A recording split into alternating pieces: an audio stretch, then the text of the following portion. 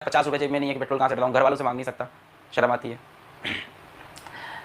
थी सिचुएशंस, लड़े उससे, गए कोचिंग उस दिन, कोचिंग किसी को पता नहीं चलने दिया कि हम पैदल चल के आए, वहां पर जाके उसी एनर्जी से उसी तैयारी से पढ़ाया। 3-4 दिन आप बैठ के सुबह से शाम पढ़ाई करो जबरदस्त, 12 घंटे, 14 घंटे, 15 घंटे, 16 घंटे।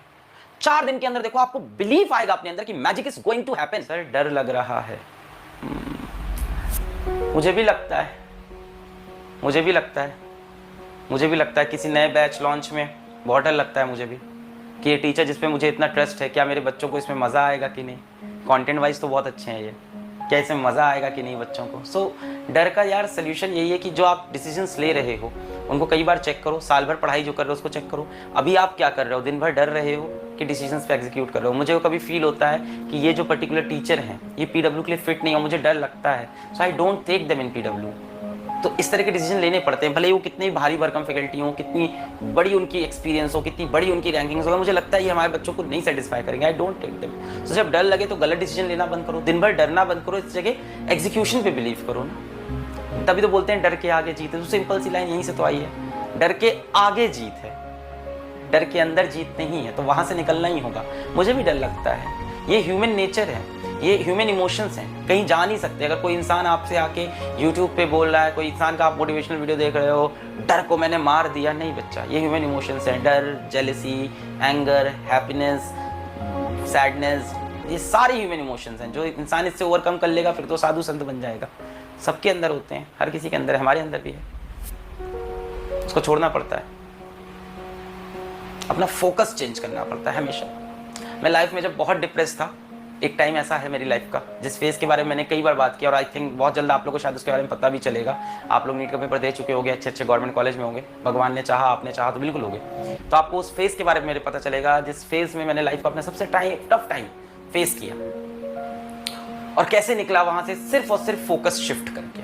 फोकस शिफ्ट, ये बड़ा इंपॉर्टेंट, फोकस शिफ्ट सुनने में बड़ा आसान लग रहा है, बड़ा डिफिकल्ट होता है और बड़ा इंपॉर्टेंट होता है ना। कोई चीज खराब चल रही, या तो उसमें घुसे रहो या तो फोकस शिफ्ट करो। अब इधर क्या होता है, इधर चीज कचरा होती है। जैसे आपकी प्रिपरेशन, कई बच्चों की प्रिपरेशन कचरे लेवल पे आई, उसको छूने का मन नहीं करता है। सोल्यूशन क्या है, घिसना पड़ेगा। क्या सोल्यूशन था मेरा, इलाहाबाद पहुंचा, टेम्पो पकड़ के कोचिंग जाता था पढ़ाने, है ना। स्प्लेंडर प्लस मेरे कोचिंग के मालिक ने मुझको दे रखी थी, जो मेरे पार्टनर थे, मालिक या पार्टनर जो कह लो, मेंटोर कह लो, उन्होंने अपनी स्प्लेंडर प्लस दे रखी थी। स्टार्ट नहीं होती थी, बाइक धक्का मार रहा हूँ, धक्का मार कर कोचिंग जा रहा हूँ। ठीक है, ऐसा भी समय आया कि यार 50 रुपए जेब में नहीं है कि पेट्रोल कहाँ से डलाऊं, घर वालों से मांग नहीं सकता, शर्म आती है।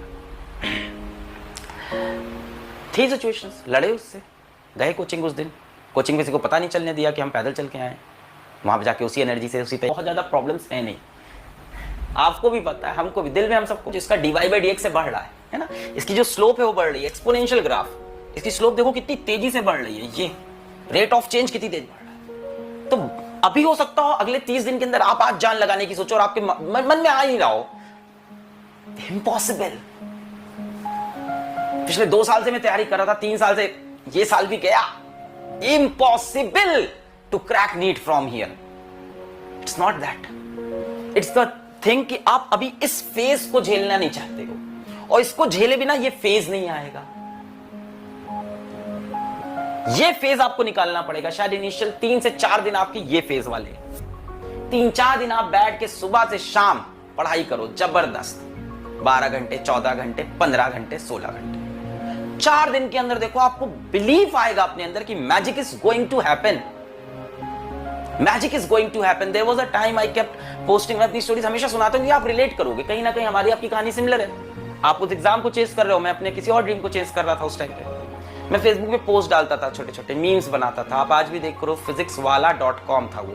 अब उस पेज को शायद चेंज करके इन लोग ने फिजिक्स वाला अलग पांडे कर दिया, इन लोग मतलब टीम ने, फिजिक्स वाला अलग पांडे, फिजिक्स वाला WALA नॉट वल्ला, फिजिक्स वाला WALA.com, वहां मीम्स डालता था मैं, है ना।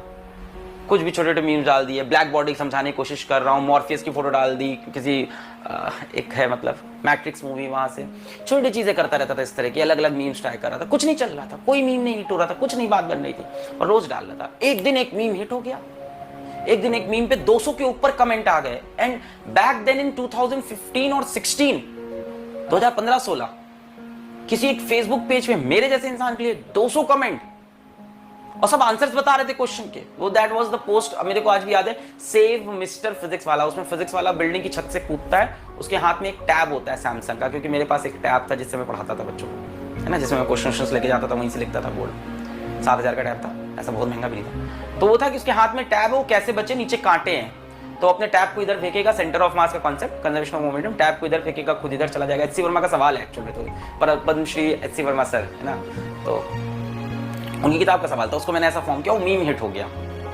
क्या वो मीम 2015-16 में हिट हुआ तो क्या मैं हिट हो गया? नहीं, उसके बाद फिर एक स्ट्रगल था। तो कहीं ना कहीं आपको वो दिख जाता है कि yes, magic is going to happen if you keep on putting hard work. ये तो मैं यूट्यूब जर्नी की बात भी नहीं किया, आज आपको एक फेसबुक पेज की मैंने कहानी सुना दी। उसके बाद सारे पोस्ट हिट हुए नहीं, फिर फ्लॉप हो गए, उसके बाद के पोस्ट फिर फ्लॉप होने लगे। फिर मैं लेके आया सेव मिस्टर फिजिक्स वाला पार्ट 2, वो भी फ्लॉप हो गया। बट पहले पार्ट से मुझे लगा कि यस, रोज हार्डवर्क करने से, तो आप इस फेज में हो अभी, ये फेज से अगर आप निकल आए 3 से 4 दिन, 14 से 15 घंटे की मेहनत, आपको दिख जाएगा magic is going to happen. Let's talk about your problem again. थोड़ी सी मैंने आपको कोशिश की मोटिवेट करने की, थोड़ी सी आपको लेसन देने के अपने लाइफ से, ठीक है, जो भी मोटिवेशनल लेसन मेरे पास लाइफ में है